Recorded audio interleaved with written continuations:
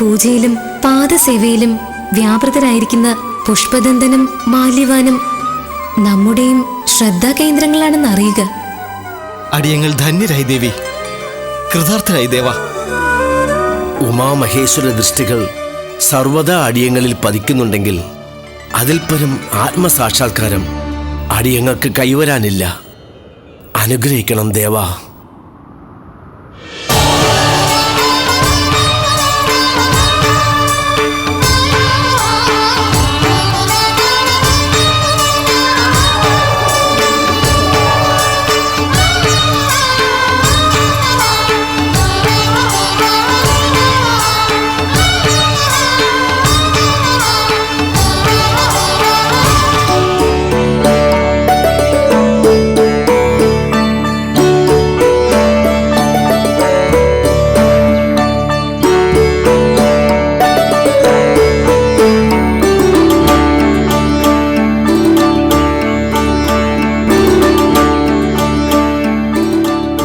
ഞാൻ സമർപ്പിക്കുന്ന പൂജാദ്രവ്യങ്ങൾ ഭഗവാന് ഏറെ പഥ്യമാണ്.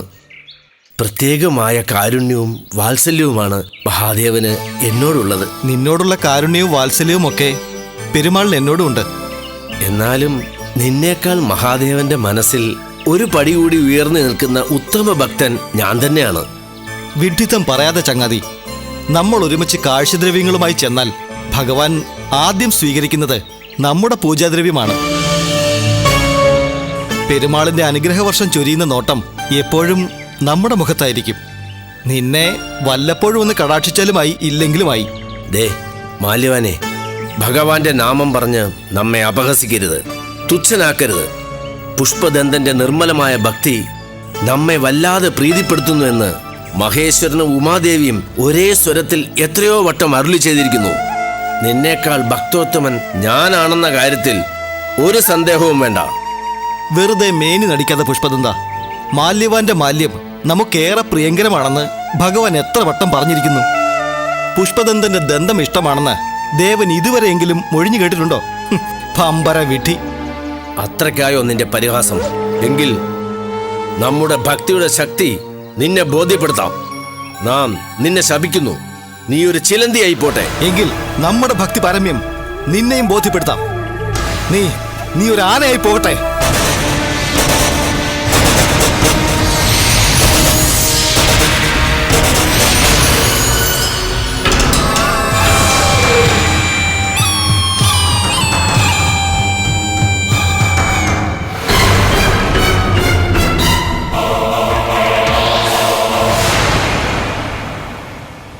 ഹേ ഭക്തസമ്പന്നരെ, നിങ്ങൾ നമുക്ക് കാഴ്ച അർപ്പിച്ച് വിട കൊണ്ടിട്ട് അധിക സമയമായില്ലല്ലോ.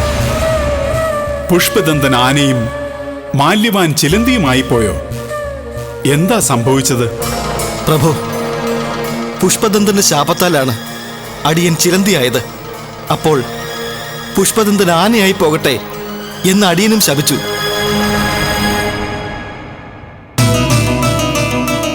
ഭക്തി കൊണ്ട് ലഭിച്ച അനുഗ്രഹസിദ്ധി പരസ്പരം ശപിച്ച് നഷ്ടപ്പെടുത്തിയിരിക്കുകയാണ് നിങ്ങൾ. ആരാണ് നിങ്ങളിൽ ഉത്തമോത്തമനായ ഭക്തൻ എന്ന തർക്കമല്ലേ ഇത്തരമൊരു ദുരവസ്ഥയ്ക്ക് കാരണമായത്? തർക്കത്തിൽ പരമാവധി സംയമനം പാലിച്ച അടിയനെ പുഷ്പദന്തനാണ് ആദ്യം ശപിച്ചത്. അപ്പോൾ മാത്രമേ അടിയനും ശപിച്ചുള്ളൂ. ആരാണ് കൂടുതൽ സംയമന ശക്തിയുള്ളവൻ എന്ന കാര്യത്തിലാണോ ഇപ്പോൾ തർക്കം? അടിയന് ശാപമോക്ഷം നൽകാൻ കനിവുണ്ടാവണം തമ്പുരാനെ.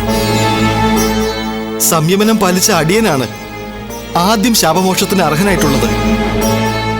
ഭക്തി പരസ്പരം തർക്കിക്കാനോ പോരടിക്കാനോ ഉള്ള ആയുധമല്ലെന്ന് ഇരുവരും ധരിച്ചാലും ഞാനാണ് ഉത്തമ ഭക്തനെന്ന ഗർവ് നിങ്ങളിൽ അഹംഭാവം സൃഷ്ടിച്ചിരിക്കുന്നു. നിങ്ങൾക്ക് ശാപമോചനത്തിന് സമയമായിട്ടില്ല.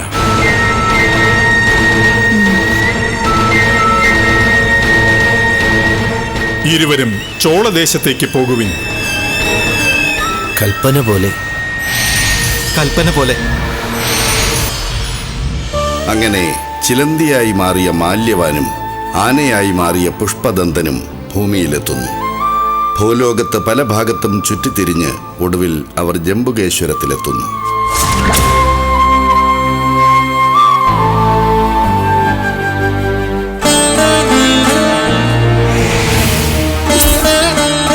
ഇലഞ്ഞിമരച്ചുവട്ടിൽ ഒരു ശിവലിംഗം.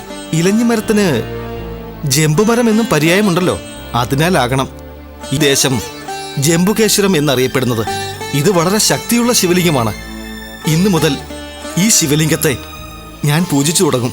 ശിവലിംഗത്തിൽ കരിയിലയും ചപ്പുചവറുകളും വീഴാതിരിക്കാൻ ഉടനെ ഒരു വല നെയ്യുക തന്നെ.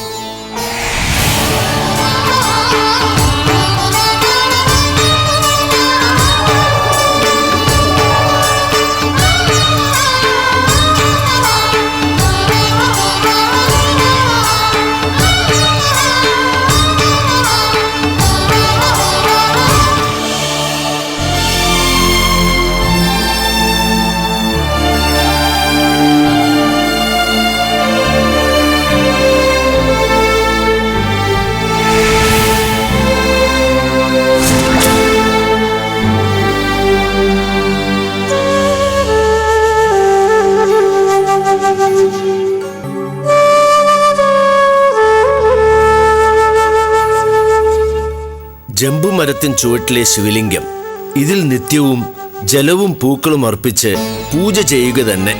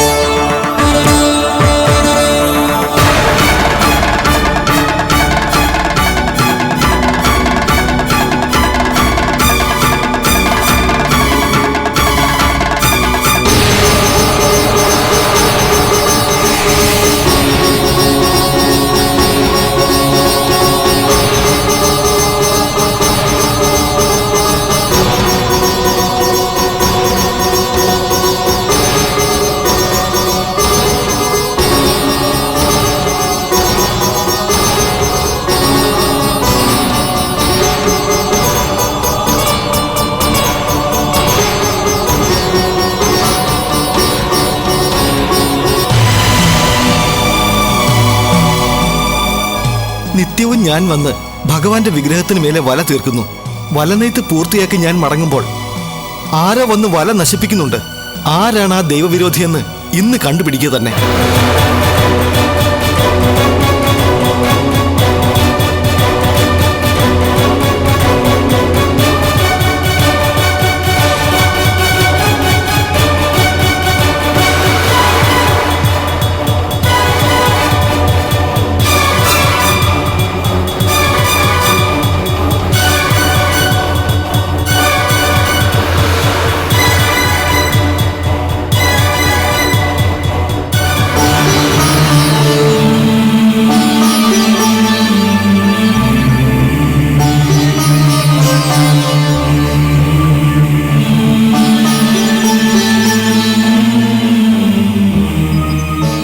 പുഷ്പദന്ത, കൈലാസത്തിൽ നീ എന്നോട് മത്സരബുദ്ധി കാട്ടി എന്റെ ഭക്തിയെ അധിക്ഷേപിച്ചു. ഭൂലോകത്തും നീ എന്നെ തുച്ഛനാക്കുന്നു. ഭഗവാന്റെ വിഗ്രഹത്തിൽ ചപ്പുചവറുകൾ വീഴാതിരിക്കാനാണ് ഞാൻ നിത്യവും വല തീർത്ത് സംരക്ഷിക്കുന്നത്. അത് ഉത്തമ ഭക്തനായ നമ്മുടെ കടമയാണ്. ആ വല നീ നിത്യവും വന്ന് നശിപ്പിക്കുന്നതിന്റെ ഉദ്ദേശം? ഏയ് മാല്യവാനെ, ചിലന്തി നികൃഷ്ടജീവിയാണ്. ആ സ്ഥിതിക്ക് ഭഗവാന്റെ വിഗ്രഹത്തിന് ചുറ്റും തീർക്കുന്ന ചിലന്തി വലയും നികൃഷ്ടമാണ്. ഞാൻ അത് തുടച്ചു മാറ്റി ഭഗവാന് പൂക്കളും ജലവും അർപ്പിച്ചുകൊണ്ടിരിക്കുന്നു. എന്റെ ഭക്തി നിന്റെ ഭക്തിയേക്കാൾ എത്രയോ ഉത്കൃഷ്ടമാണെന്ന് ഇപ്പോൾ ബോധ്യമായില്ലേ? അത്രയ്ക്കായോ? നീ ഇവിടെയും വന്ന് എന്റെ ഭക്തിയെ നിന്ദിക്കുന്നോ? ചിലന്തിയുടെ ശക്തി കാട്ടിത്തരാം.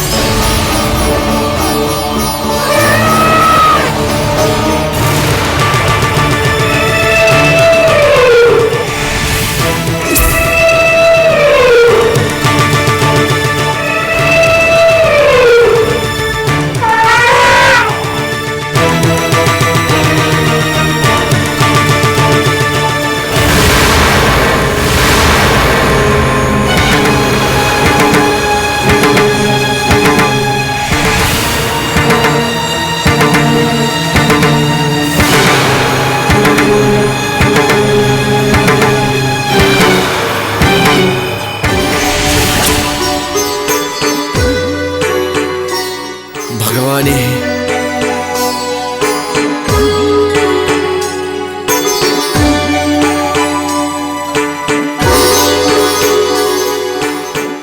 ഭഗവാനെ നീലകണ്ഠ, ദേവി ജഗദംബികെ പ്രണാമം. അടിയന് ശാപമോക്ഷം ലഭിച്ചിരിക്കുന്നു. അവിടുത്തെ പാദങ്ങളിൽ ശതകോടി പ്രണാമം ഭഗവാനെ. നിന്റെ സുഹൃത്തായ മാല്യവാൻ എവിടെ? മാല്യവാൻ ചിലന്തി വല കോർക്കുകയാണ് ദേവ. ഇതുവരെയും പൂർത്തിയായിട്ടില്ല. ഗജരൂപവും എട്ടുകാലി രൂപവും ധരിച്ച് ചോളദേശത്തേക്ക് പോയ നിങ്ങൾ അവിടെയും നമ്മുടെ വിഗ്രഹത്തിന്റെ ഉപാസകരായി. ആനയായ നീ നമ്മുടെ വിഗ്രഹം തുടച്ചു വൃത്തിയാക്കി പുഷ്പാഭിഷേകം നടത്തി. മാല്യവാനെന്ന ചിലന്തിയോ നമ്മുടെ വിഗ്രഹത്തിന് മേലെ ചപ്പുചവറുകൾ വീഴാതെ വലകെട്ടി. രണ്ടുപേരും രണ്ടു വിധത്തിൽ നമ്മുടെ ഉപാസകരായി തന്നെ തുടർന്നു. പക്ഷേ അവിടെയും ഭക്തിക്കുപരിയായി നിങ്ങളിൽ വൈരനിര്യാതന ബുദ്ധി ഉടലെടുത്തു. വൈരം മൂത്ത മാല്യവാൻ നിന്റെ മസ്തകം തുളച്ചു കയറി നിന്നെ കടിച്ചു. വേദന സഹിയാതെ ഗജം തുമ്പിക്കൈ നിലത്ത് തല്ലി. ഗജം ചരിഞ്ഞു. പുറത്തു വീണ ചിലന്തിയുടെ മരണവും സംഭവിച്ചു. ഈ ദുരന്തങ്ങൾക്കൊക്കെയും അടിസ്ഥാനം ഉത്തമ ഭക്തിയായതിനാൽ നിങ്ങൾക്കിരുവർക്കും മോക്ഷവും ലഭിച്ചു. കൈലാസനാഥ, ഭഗവാനെ, അടിയന് ശാപമോക്ഷം ലഭിച്ചതിൽ അടിയൻ അതീവ സന്തുഷ്ടനാണെങ്കിലും സുഹൃത്ത് മാല്യവാന്റെ കാര്യമോർത്ത് കുറ്റബോധമുണ്ട്. ഭഗവാനെ, മാല്യവാന് ഇനി എന്താണ് സംഭവിക്കുക? മാല്യവാന് ഇനി പുതിയൊരു ജന്മമുണ്ടാകും. നമ്മുടെ ഭക്തരായ ശുഭദേവന്റെയും കമലവല്ലിയുടെയും പുത്രനായി മാല്യവാന് അനന്തര ജന്മമുണ്ടാകും. രാജദമ്പതികളായ അവരുടെ പുത്രൻ ഭാവിയിൽ രാജാവുമാകും. ആശ്വസിക്കൂ പുഷ്പദന്ത. അടിയന് സമാധാനവും സന്തോഷവും കൈവന്നു തമ്പുരാനെ. മാല്യവാൻ രാജാവാകുന്നതോർത്ത് അടിയൻ അഭിമാനിക്കുന്നു. ആരാണ് കൂടുതൽ ഉത്തമൻ, കൂടുതൽ ശ്രേഷ്ഠൻ എന്ന കാര്യത്തിൽ ഇനി ഞങ്ങൾ തമ്മിൽ തർക്കമോ വൈരാഗ്യമോ ഉണ്ടാകില്ല ഭഗവാനെ. നന്നായി. എല്ലാവരും തന്നെക്കാൾ ഒരു പടി കൂടി ഉത്തമരാണ് എന്ന മഹത് ചിന്തയുണ്ടാകുമ്പോൾ പരസ്പര ശാപമോ തർക്കമോ ഭവിക്കാതെ പ്രപഞ്ചം സമാധാനപൂർണമാകുമെന്ന് ധരിച്ചാലും.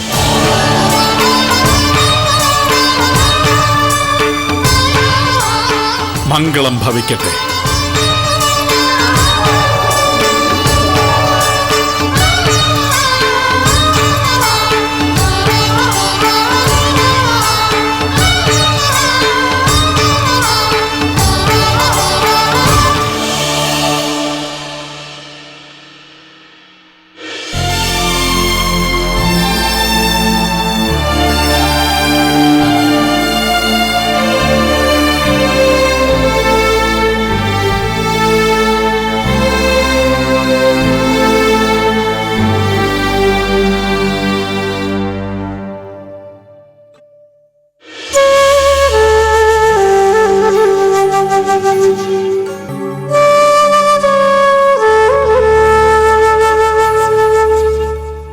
എന്താണ് ജ്യോത്സ്യരെ പ്രശ്നത്തിൽ തെളിയുന്നത്? ഒരു നാഴിക കഴിഞ്ഞ് റാണി പ്രസവിച്ചാൽ മുപ്പാരിലും പ്രശസ്തി ആർജിക്കുന്ന സർവഗുണ സമ്പന്നനായ ഒരു രാജകുമാരൻ പിറക്കുന്നതായിരിക്കും. പക്ഷേ എന്താ വൈദ്യരെ, നിങ്ങൾക്കൊരു വിഷമം? റാണി കമലവല്ലിയുടെ പ്രസവം നടക്കാൻ ഇനി ഒരു നാഴിക കൂടെ കഴിയില്ലേ? ഇല്ല മഹാരാജൻ, അങ്ങേക്ക് അഹിതം തോന്നരുത്.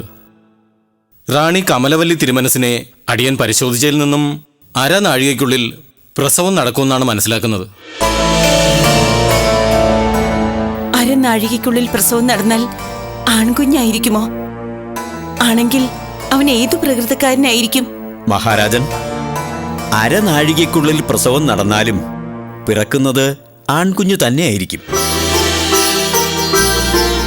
പക്ഷേ ഭാവിയിൽ ആ കുഞ്ഞ് മുപ്പാരിലും നേടുന്നത് സുപ്രസിദ്ധിയായിരിക്കില്ല, കുപ്രസിദ്ധിയായിരിക്കും.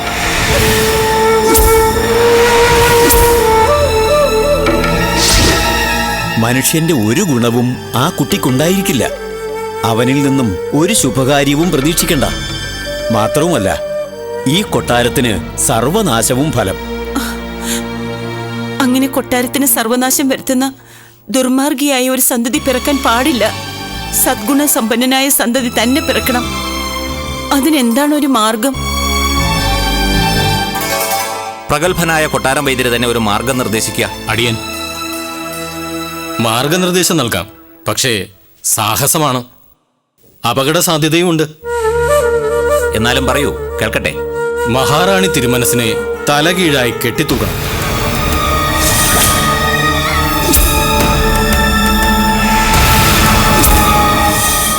അങ്ങനെ ചെയ്താൽ പ്രസവ സമയം അരനാഴിക നേരം കൂടി ദീർഘിപ്പിക്കാം. സൽഗുണ സമ്പന്നനായ ഒരു രാജകുമാരൻ തന്നെ പിറക്കുന്നതായിരിക്കും. വൈദ്യരെന്ത് അസംബന്ധമാണ് ഈ പറയുന്നത്? പൂർണ്ണ ഗർഭിണിയായ രാജ്ഞിയെ തലകീഴായി കെട്ടിത്തൂക്കാനോ? അങ്ങനെ ചെയ്താൽ രാജ്ഞിക്ക് മരണം വരെ സംഭവിക്കാം. നാം അതിനനുവദിക്കില്ല.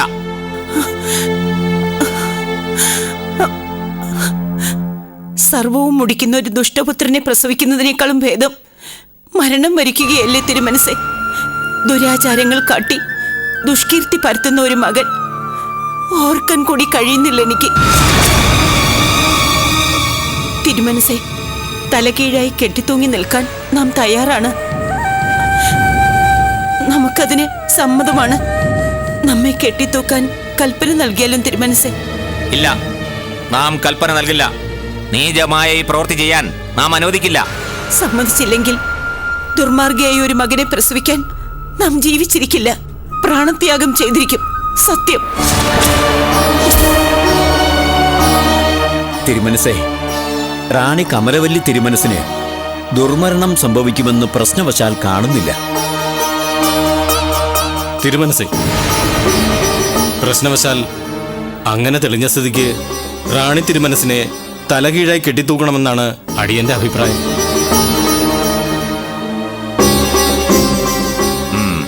ശരി, അങ്ങനെ ആവട്ടെ. ആരവിടെ?